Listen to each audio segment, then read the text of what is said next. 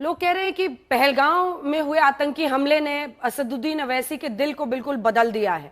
अब तक जो आप बार बार कहते थे कि इस देश में मुसलमानों के खिलाफ सब कुछ होता रहा है, हमें टारगेट कर रहे हैं, हमें दोयम दर्जे का नागरिक बना रहे हैं, आपके अंदर का राष्ट्रवाद जागा है और आप भारत की जय के नारे लगा रहे हैं और पाकिस्तान मुर्दाबाद कर रहे हैं।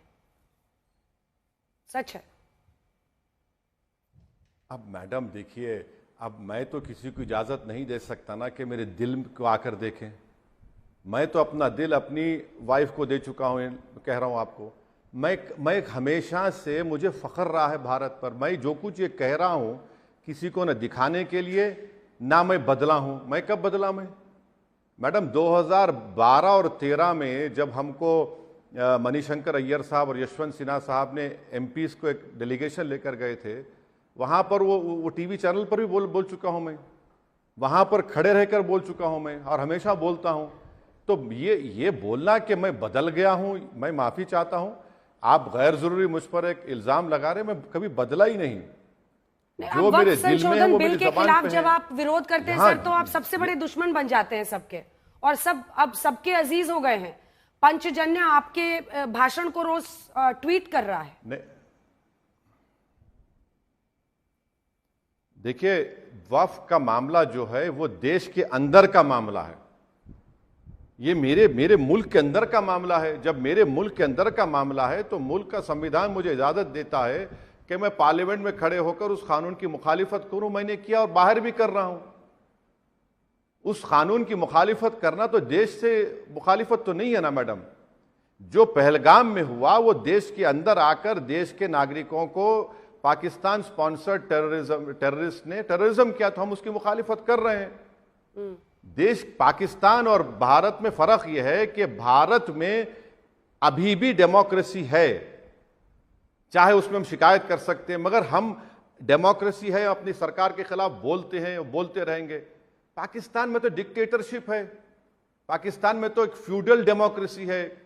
वहां पर सिर्फ एक 5-6 परिवार ही हैं जो पूरा मुल्क को कंट्रोल करते मिलिट्री के साथ। तो ये फर्क तो हमको महसूस करनी चाहिए। भाई, मैं एक मेंबर ऑफ पार्लियामेंट हूं, मेरे देश के अंदर जो कुछ होगा मैं बराबर बोलूंगा, मगर जब एक्सटर्नल ताकतें मेरे देश को हमला करेंगे, कमजोर करेंगे, तो यकीनन मैं अपनी जो सियासी मुखालिफत है या जो उसको तो बाजू रखूंगा। अब कल हमने बत्ती गुल का प्रोग्राम किया उस बिल के खिलाफ, तो ये हमारा राइट है, डेमोक्रेटिक राइट है, हम उसको इस्तेमाल करेंगे। नरेंद्र मोदी की सरकार पर आपको पूरा भरोसा है अंदर से कि ऐसी घटना के बाद वो सही सरकार है बदला लेने के लिए? देखिए, नरेंद्र मोदी की सरकार ने जो उम्मीदें थी, एक्सपेक्टेशंस थी, उसको उन्होंने बहुत इंक्रीज कर दिया। उरी हुआ तो उन्होंने सर्जिकल स्ट्राइक किया, हमने तायद की। फिर पुलवामा हुआ तो बालाकोट हुआ। तो इसीलिए इस देश में एक एक्सपेक्टेशन है कि नरेंद्र मोदी की यह सरकार सर्जिकल स्ट्राइक और बालाकोट से ज्यादा एक कॉन्क्रीट स्टेप लेगी, और वो सरकार को तय करना है वो कौन सा स्टेप होगा। मगर हमारा डिमांड एक ही है कि जो सरकार स्टेप लेगी, बल्कि उस ऑल पार्टी में सबने कहा कि हम आपके साथ हैं। हम ये उम्मीद करते हैं कि ये टेररिज्म रुके। ये बार बार ये तो ऐसा चल नहीं सकेगा ना कि कोई आएगा और मनमानी अपने करता रहेगा, और आखिर में ये भी देखना है कि इनके कौन कौन से लोग हैं जो ये आपको अकाउंटेबिलिटी तो आज नहीं तो कल फिक्स करना पड़ेगा। इस सरकार को अकाउंटेबिलिटी तो फिक्स करना बहुत जरूरी है। तो अब आपने उस थ्रेशोल्ड को इतना इंक्रीज कर दिया है, और हमारा मानना है कि यकीनन उनको एक्शन लेना है। आजकल जो युद्ध होता है या लड़ाई होती है या दुश्मन देश के खिलाफ एक्शन होता है, उस दो स्तर पर होता है। एक जो हमारी सेना करती है, एक जो सरकार करती है, और दूसरा एक प्रोपोगेंडा वॉर चलता है, या फिर कह लीजिए सोशल मीडिया वॉर, या हर देश अपने तरीके से अपनी बात को कहता है। पहलगाम से जुड़ा मेरा आखिरी सवाल कि अगर आज तक के जरिए पाकिस्तान को एक कड़ा संदेश ओवैसी साहब को देना हो तो सुनो पाकिस्तान, वो क्या कहेंगे?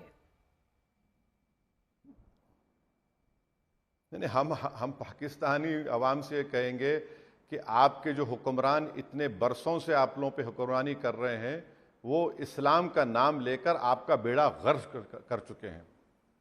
वो इस्लाम का नाम लेकर आपको बांट चुके हैं। वो इस्लाम का नाम लेकर आपके मसाजिद पर हमला करवाते हैं।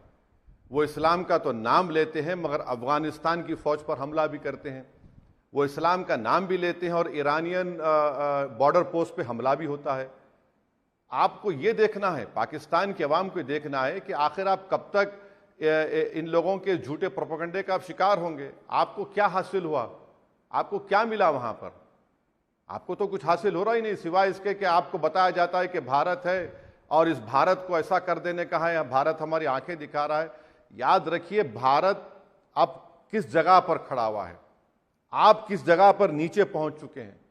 ये तो पाकिस्तान की आवाम को फैसला करना है, उनको सवाल पूछना है अपने हुक्मरानों से, अपने लीडर से, और पाकिस्तान की आवाम को देखना है कि अगर आपके पास टेररिज्म होता है, आपको तकलीफ होती है, तो फिर भारत में जो आपके पास से आकर हमारी बेटियों को, हमारी बहनों को जो बेवा करते हैं, तो क्या ये इस्लाम है? ये तो उनको फैसला कर रहे हैं। और पाकिस्तान के जो लीडर्स हैं वो अपने आप को आईने में देख लें। आप बार बार जो बकवास बकते हैं, भारत कहां पहुंच चुका है, भारत की इकोनॉमी कहां जा रही है।